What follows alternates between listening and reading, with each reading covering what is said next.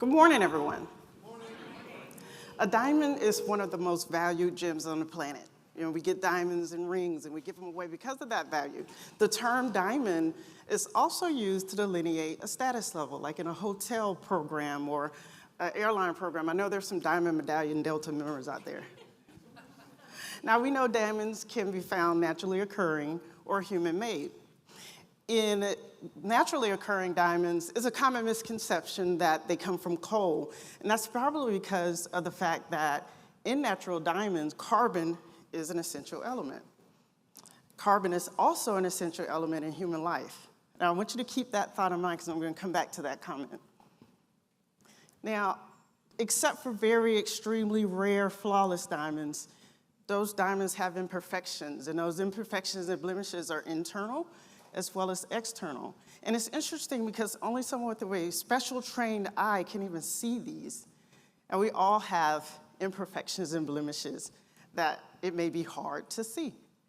But just like in those diamonds, these blemishes, these imperfections actually make up the nature of the diamond. They serve as a fingerprint, if you will, and they add to its value. So those blemishes are actually unique identifiers for the diamonds. Consider for a moment Cindy Crawford, the model and actress, and the actress Uzo Aduba. As a child growing up, Cindy Crawford was teased about her mole. In fact, her sisters called it her ugly mark. And she wanted her mom to let her get it removed. And her mom encouraged her not to do it. And she told her, you know what the mole looks like, but you may not know what the scar left behind would look like should you choose to remove it. So, of course, we know Cindy Crawford has kept that mole, and it has since become a symbol of beauty. Uzo Aduba has faced challenges in being encouraged to change who she is. She was told she should change her hair, her weight, even change her name and close the gap in her teeth. As she resisted these urges to do what is considered shape-shifting into those standards of what she should look like and be like, and instead embraces who she is uniquely and encourages others to do the same. She's partnered with Colgate in their My Smile is My Superpower campaign, and through her work, she encourages young children that there is no such thing as an imperfect smile. So when we think about those unique identifiers that we have, the next time you share that out, because I know you're going to do so, change it and share it in terms of my blank is my superpower. So that may sound something like, my chubby cheeks are my superpower because they create the perfect frame for my engaging smile.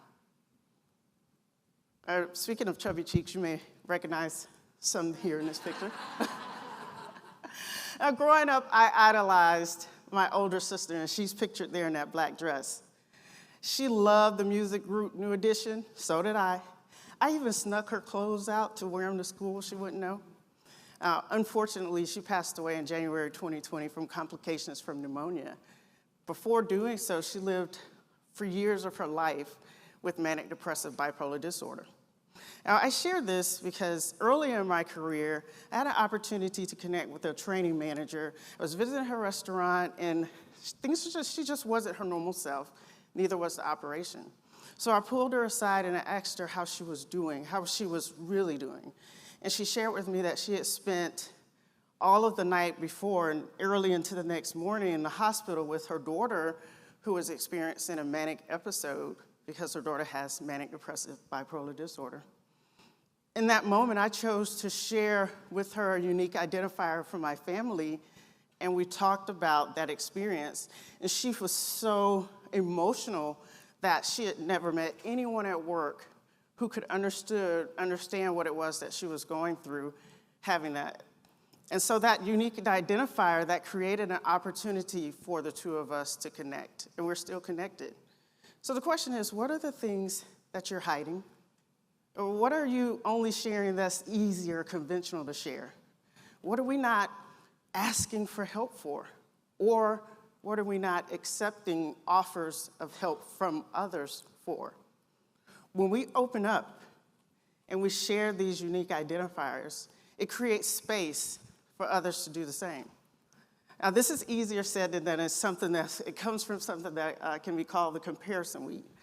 I heard about this listening to a commencement ceremony from a student at the University of Virgin Islands, and she made the statement, you cannot compare your planting season to someone else's harvest season. So instead of looking at what others have and don't have and where they are in life, focus on where you are and where you're planted and flourish and grow in that space. And when you do so, you're teaching others lessons of doing the same. Now, I mentioned earlier, I said about the diamonds and that an essential element in diamonds is carbon. An essential element in diamonds, in a human life, is also carbon. So I guess in that sense, you could say that we're all diamonds. We're each precious, unique, and valuable. So I close with this question. What are your unique identifiers? Thank you.